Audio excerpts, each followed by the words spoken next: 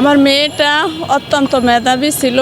সে শহীদ হওয়ার 2 মাস আগে আমাকে বলে, ওর বাবাকে বলে যে আম্মু, বাসায় বসে যদি আমি 4 ঘন্টা অনলাইনে কাজ করি 20,000 টাকা বেতন পাবো।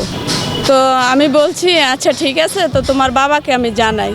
তো ওর বাবাকে আমি জানার পরে ওর বাবা বলতেছে যে 4 ঘন্টা ও অনলাইনে কাজ করব, ওই 4 ঘন্টা যদি ও পড়ালেখা করে তাইলে ও আরও ভালো রেজাল্ট করবে। আমি চাই তুমি ভালো রেজাল্ট করো, বাবার কষ্ট হোক, তোমাকে আমি লেখাপড়া চালিয়ে যাব।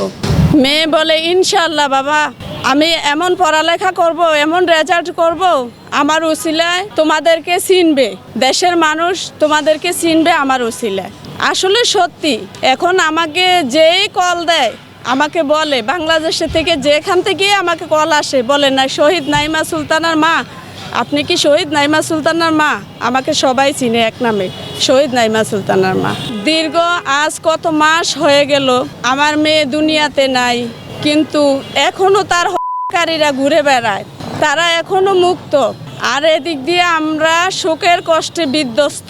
ডক্টর ইউনূস স্যার বলছিলেন 24-এ যতজন শহীদ হয়েছে প্রত্যেকের বিচার হবে, আমরা বিচার পাবো।